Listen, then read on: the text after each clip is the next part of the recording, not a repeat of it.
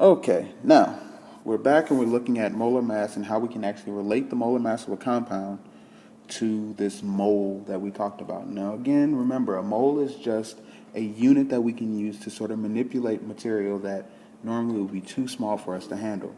Now, this being our learning goal, I want you to take a couple seconds and rate yourself, see where you are. Even if you know you're listening to this after class, you want to see, did your understanding change as we went through this PowerPoint and as we went through these slides? Now, there we go. Molar mass. First off, the molar mass is the mass of 1 mole in grams of any substance that we're dealing with. A mass of 1 mole in specific. Now, this is going to be equal to the numeric value of the average atomic mass. Red flashing lights should go off in your head and you say, average atomic mass? I've heard of that before. Where did we talk about that?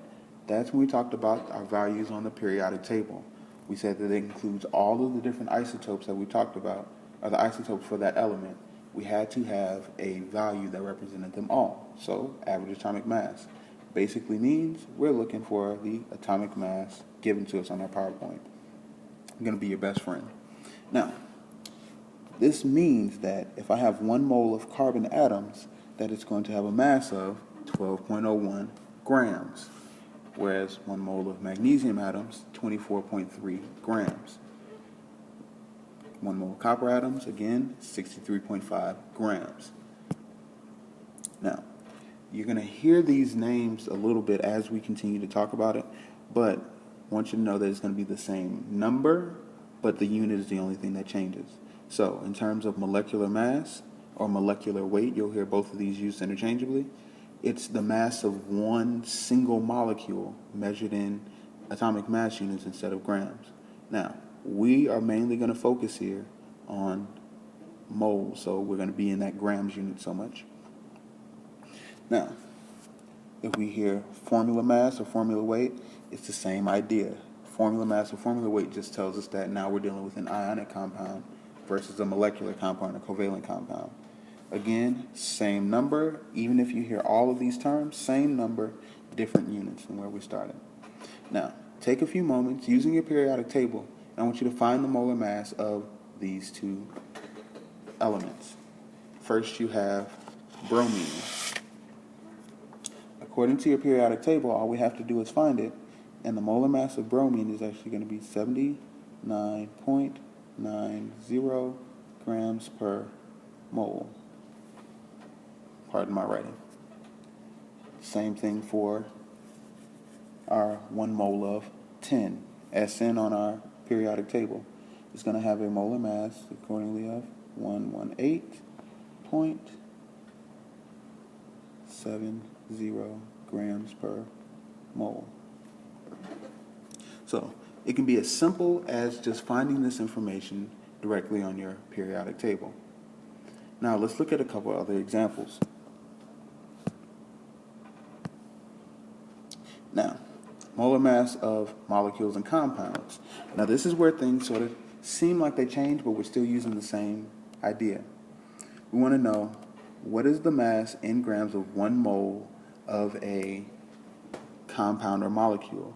Which basically just means we're going to add up the atomic masses for each of these elements, and this is going to give us what we have for the compound.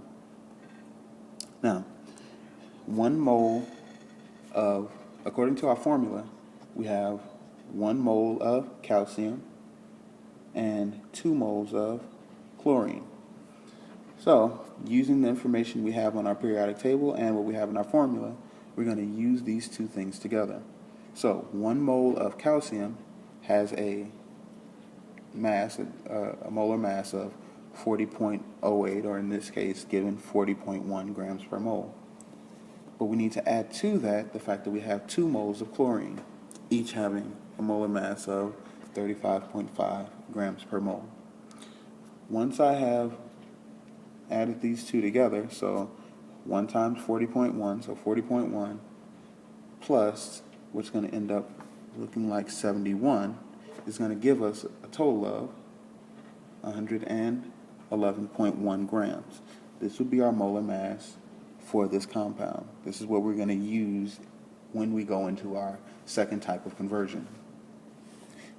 Same example, or same type of example, we want to look at for dinitrogen tetroxide. Having trouble speaking today. So, if we were to look at it from this aspect, if we have N2O4, we have, according to our formula, 2 moles of nitrogen and 4 moles of oxygen. Each mole of nitrogen has a mass of 14.01. Each mole of oxygen has a molar mass of 16. 16 times 4 will give us 64 grams, and this will give us 28.02. All that's left to do is add them up. 02, 12, and 92.02 grams. And we check that with what we have, and we match up exactly. So take a few moments, look back at the practice that we've had in class, and see if you can do the same. We're going to continue this a little bit later, and our next video is actually going to take us into how to use this to convert from one unit to the next. Have a great evening, and I'll see you in class.